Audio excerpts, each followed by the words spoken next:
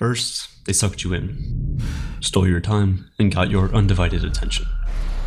And now they're coming for your wallet. When did every fourth TikTok become like the home shopping network? It's like everybody's a seller. Just scrolling and watching ads over and over and over. It's less funny people and more, hey guys, please buy this product. Hi guys, you guys need this product. So I can say to ordinary people that they should use TikTok with caution. Recently, I've been getting constantly bombarded by TikTok shop ads.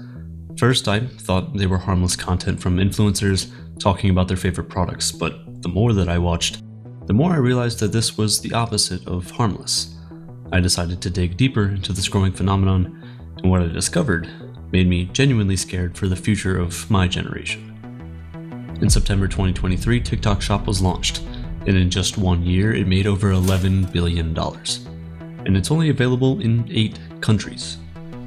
I interviewed creators who were making upwards of like $20,000 a month. Because if you could get one video to go viral, then you're basically rich. You're looking at a lot of purchases and purchasing habits that concern me because they're made instantaneously.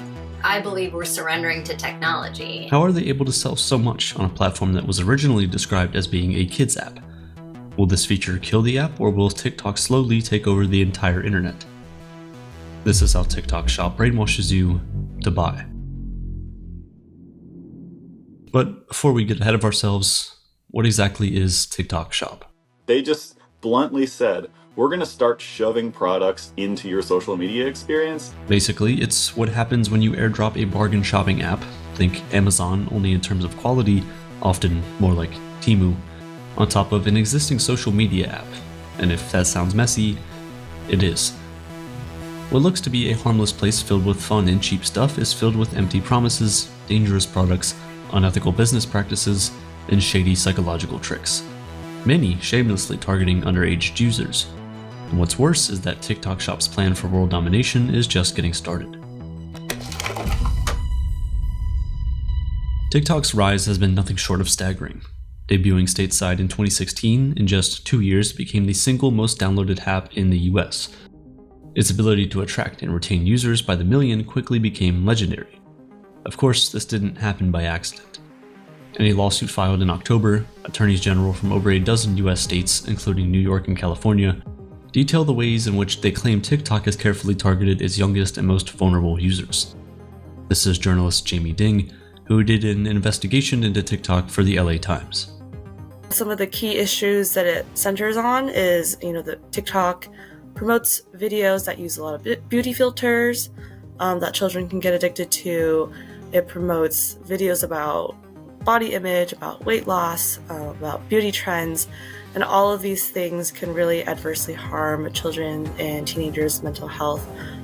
According to the lawsuit, TikTok isn't only fully aware of its addictive nature, but has actively taken steps to develop and implement manipulative techniques designed to capture the eyeballs of what, in internal memos, one TikTok executive referred to as, quote, the golden audience, a term describing American teenagers and young adults.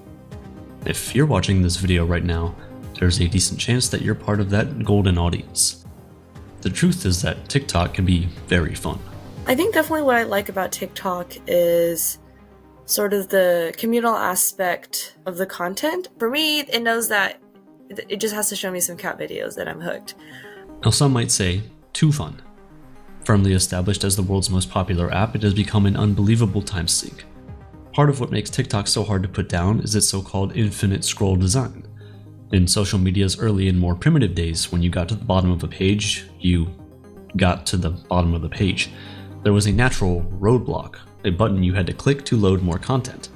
And not only did that speed bump cause a bit of friction in your experience, it also acted as a subtle reminder of how long you had been staring at the screen and encouraged you to put the phone down, which is, unfortunately, the exact opposite of what our social media overlords want us to do.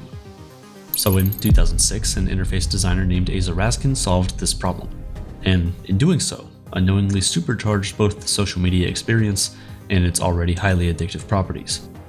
I made an entire video about infinite scrolling tech if you want to check that out. But almost every single social media app now has an infinite scroll feature. What really sets TikTok apart is its proprietary algorithm. To understand how this algorithm works, we spoke with Savasa Neto, a researcher who took part in a multinational study which attempted to decode the secrets of TikTok's seductive algorithm. We are pretty surprised actually by the granularity of the data. To be quite honest, I don't use it personally because I saw all the things that they collect from the backend. I can say to ordinary people that they should be well informed that the TikTok algorithm is designed in a way to increase their the time that they are on the platform. So they should be aware and may get addicted on the platform. 2 years ago, I made a video about TikTok tics, a hard to believe yet very real phenomenon in which a number of TikTok users who watched TikTokers with Tourette's syndrome developed Tourette's-like nervous tics themselves. This kind of compulsive and involuntary reaction, though mostly anecdotal, demonstrates that spending extended amounts of time on TikTok every day for weeks and even years can often allow the app to influence user behavior well beyond simply making them think it's a good idea to eat Tide Pods or lick ice cream in a store. TikTok has developed an eerie ability to figure out exactly what each individual user wants to watch. I have definitely experienced the TikTok is reading my mind phenomenon. I think TikTok, like other platforms, is so good at kind of predicting what you're interested in. And I think a lot of people who are in similar demographics probably have similar content come their way. And so maybe your friend mentioned, oh, did you see this TikTok? And then the next day you see it because, TikTok knows that people like you are going to enjoy that content. And despite how it may seem, sometimes TikTok isn't actually psychic.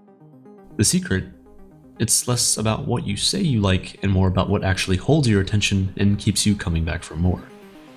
To demonstrate this point, investigators from the Wall Street Journal set up 100 dummy accounts, complete with fake personalities and fake likes and dislikes, and then they used these fake personalities to consume TikTok content, measuring which videos the fake people scrolled past, which they lingered on, and most important of all, how long they watched each down to the second.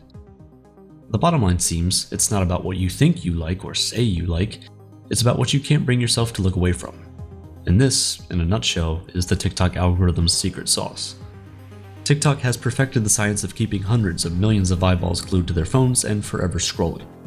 That's no small feat, but in retrospect, it's now becoming clear that that was only phase 1 of the master plan.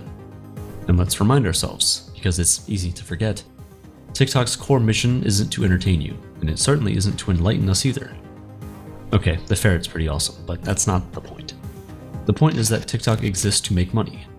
As New York Magazine journalist John Herman put it, this is a platform and a company that will try almost anything. They sort of abandoned a lot of this idea that social media is about what people want to follow, about curating a feed, about sort of pulling together the effort of millions of people to sort of produce this alternative media. Instead, it's a system that sort of just runs tests on its users all the time. It'll say, maybe you want to watch this kind of video, let's try it, we'll show you more, or we'll show you less. That's sort of the fundamental premise of TikTok, which sounds kind of obvious, but it really, really changes what it means to kind of use your phone and to engage with social media. And they took the same approach with TikTok Shop, where they said, all right, we've got hundreds of millions of people using our app. What if we just threw products in there, right in the middle?